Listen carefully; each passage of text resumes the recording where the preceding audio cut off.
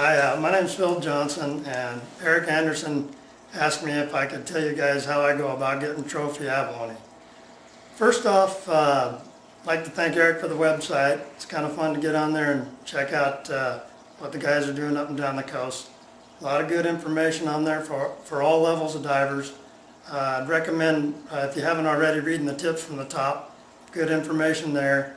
I've incorporated some of that into my diving. First off, I want to put myself in your place. I'm a guy, I'm searching the web, I find this website, and I see Phil Johnson standing there with a limit of tins. I'm going, I've been diving a long time, and I don't have one tin, and here's this guy standing there with a whole limit of tins. He's got to be cheating. There's something he's doing. Either that, or he's diving on somebody's private property, or maybe he got a lot of these tins years ago, and there aren't as many tins now as there was 25 years ago. Well, I want to say wrong to all three.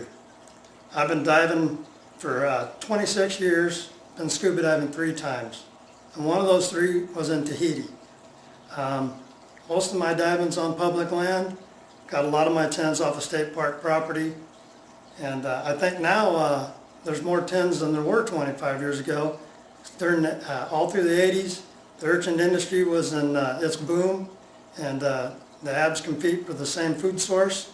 So less urchins, more food for the abs. Result, abalone grow a lot faster, more tins for us. Also like to talk a little bit about what I do to get ready for a dive trip. First thing you want to do, make sure you got comfortable gear that fits. Use what works for you. Recommend a low volume mask. Just feel comfortable. The more comfortable you are, the better downtime you have, the longer you're going to be staying on the bottom to hunt. Highly recommend one of these right here, 10-inch gauge. You don't have a 10-inch gauge and you're down there and you see this big ab, might be a 9 3/4. You can't tell the difference between a 9 3/4 or a 10. I pulled a lot of 10s and I still can't. In fact, sometimes I think the 9 3/4 are bigger than the 10 next. Might be a 10 right beside it. So you got to have a 10-inch gauge. If you're a trophy diver and you're popping off the sub 10s, you know, and you pop 10 7/8, a 9 7/8, that could be a 10 in another year. That's why you use the 10-inch gauge. Make sure it's a 10 and leave that thing on the rock for the next time you go. Another thing you want to do is you want to make sure you have motivated friends. If you got buddies that jump in the water, they swim out, they pop the first 3 abs they find, it's not going to happen for you. You got to spend a lot of time in the water, usually 2 to 3 hours or even longer. If you can last longer, you know that's more time you got for looking. Also, when I go down and I'm looking for a spot to look for these big abs, I use information a guy gave me a long time ago. I'm standing on the beach, this guy's out there, he's pulling 10s, and I'm going, holding my hands up and going, how am I going to get him? He said, Phil, first thing I do is I dive south of a creek or a river. Tips from the top kind of mentions this. You look south and you see the dirty water. A lot of times the water's dirty south of a river. A lot of guys don't want to dive there, but that's where you got to be. That's where I find a lot of big ones. And another one I call my trout fishing theory. Sometimes there's no stream or creek around, and you know when you're trout fishing, you throw your line in it. It goes with the current and it goes in and it settles behind a rock. Kelp does the same thing. It gets pushed along in the current and it gets behind these big rocks and it sinks.